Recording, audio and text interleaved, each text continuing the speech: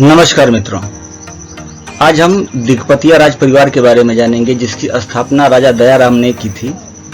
राजा दयाराम वही राजा था जिसने राजा सीताराम राय को धोखा देते हुए मुगल सेना का साथ दिया और राजा सीताराम राय की मृत्यु का कारण बना।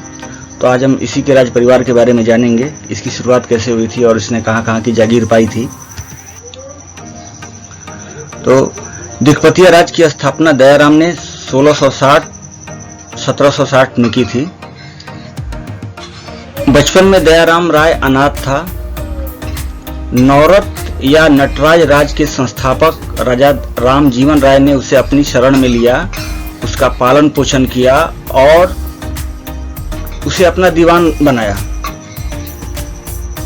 राजा दयाराम असाधारण रूप से बुद्धिमान और प्रतिभाशाली व्यक्ति था जो आगे चलकर क्रूर बनता जा रहा था। जैसे जैसे उसके पास दौलत आ रही थी वैसे वैसे उसकी क्रूरता भी बढ़ती जा रही थी। तो पहले तो इसने राजा सीताराम राय को वचन दिया था कि वो मुगलों के खिलाफ लड़ाई में राजा सीताराम राय का साथ देगा, लेकिन उसने धोखा दे दिया और मुगलों के साथ मिलकर के राजा सीताराम राय पर ही आक्रमण कर दिया और उन्हें मार दिया।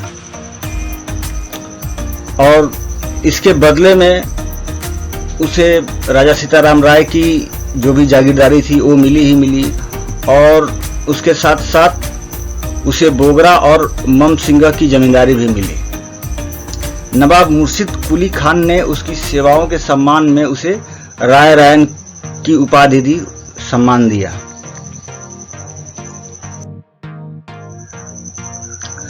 लगभग 300 साल पुराने इस महल को मूल रूप से राजा दयाराम राय ने बनवाया था, जिन्होंने दिग्पतिया राजवंश की नींव रखी थी।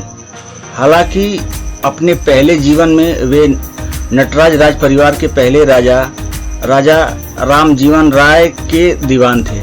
1716 में उन्होंने राजा रामजीवन राय की सेना का नेतृत्व किया और बंगाल के नवाब की मदद लेते हुए उन्होंने विद्रोही राजा सीताराम राय को हराया, जो पड़ोसी भूसाल राज्य के जमींदार राजा थे। उनकी निष्ठा, कर्तव्यपरायणता और कार्यकुशलता के कारण रामजीवन ने उन्हें राजशाही, बोगरा और जैसोर जिलों में अच्छी खासी संपत्ति भेंट की। उन्होंने 1734 में इस भूमि अनुदानों में से दीघा पाटिया स्टेट का निर्माण किया। दिग्पतिया राज अपनी उदारता और सार्वजनिक भावना के लिए प्रसिद्ध है।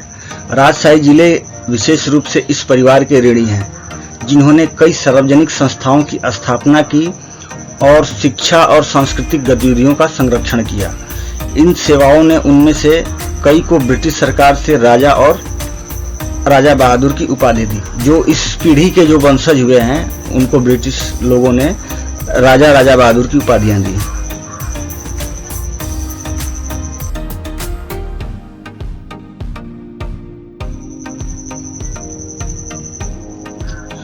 पूर्वी पाकिस्तान के गवर्नर अब्दुल मोमिन खान ने इसे 24 जुलाई 1967 को गवर्नर का आधिकारिक आवास घोषित किया। 9 फरवरी 1972 को बांग्लादेश की स्वतंत्रता के बाद प्रधानमंत्री शेख मुजीबुर रहमान राष्ट्र के पिता ने इसे उत्तर गोना भवन के रूप में उत्तरी बांग्लादेश में प्रधानमंत्री का आधिकारिक निवास घोषित किया। तो कैसा लगा आपको ये वीडियो, कमेंट करके जरूर बताएं और इस वीडियो को अपने मित्रों में शेयर करें। नमस्कार। चैनल को ज़्यादा से ज़्यादा सब्सक्राइब करें।